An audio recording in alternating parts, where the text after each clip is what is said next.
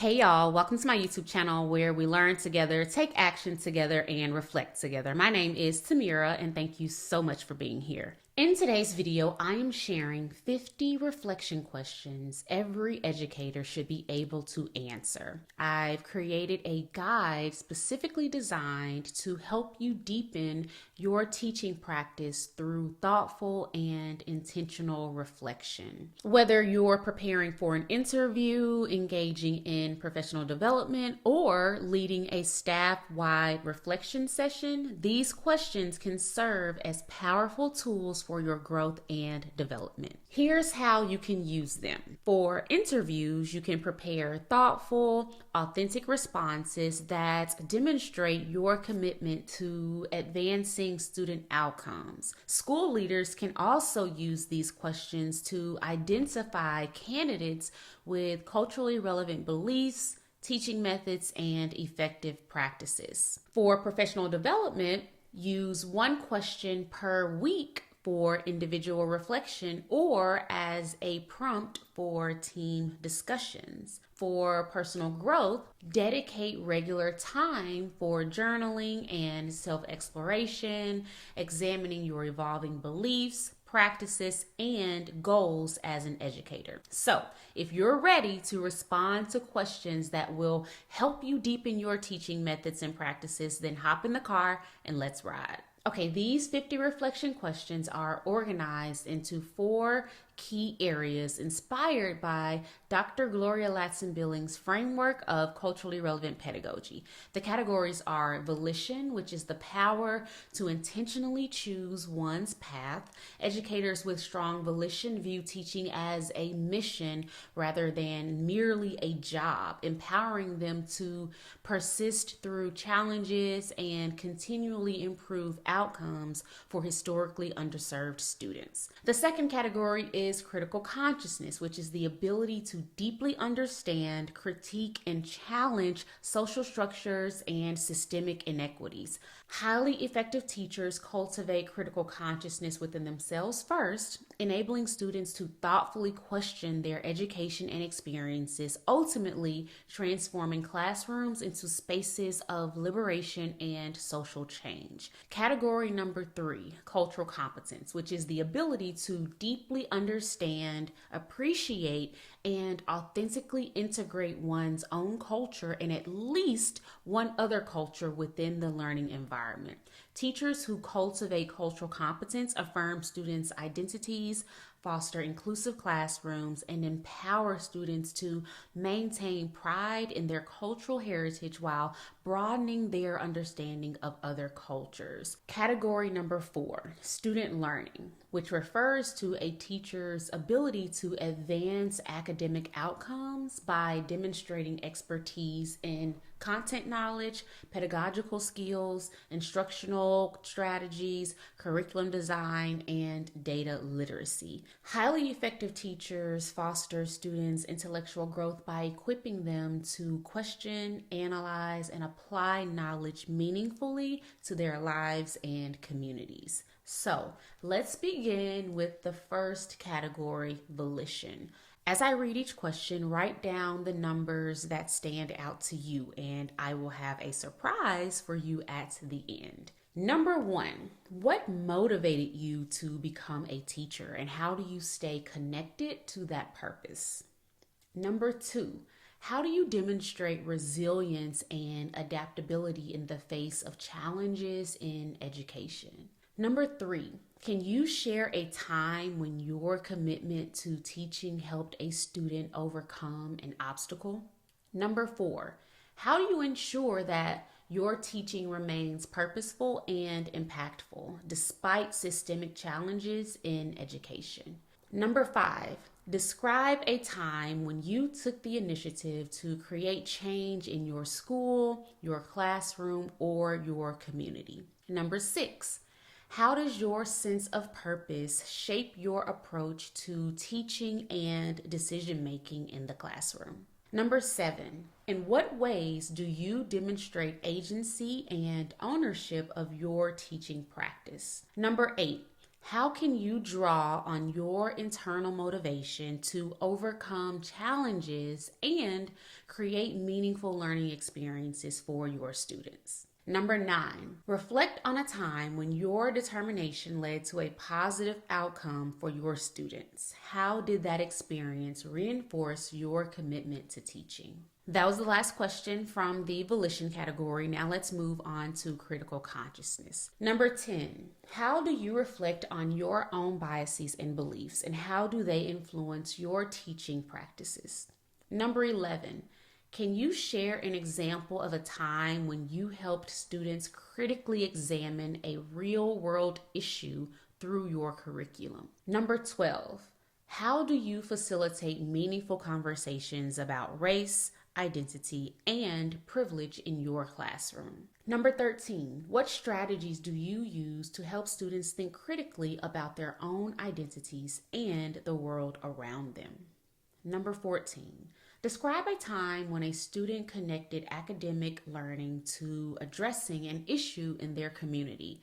How did you support their learning? Number 15, what strategies do you use to ensure your classroom is a space where students feel safe critiquing and discussing real-world injustices? Number 16, how do your personal experiences and identity shape your teaching practice and interactions with students? Number 17, what steps can you take to address and challenge your implicit biases? Number 18, how can you integrate discussions about social justice and inequity into your lessons in ways that are relevant and meaningful to your students? That was the last question from the critical consciousness category. Now let's move on to cultural competence.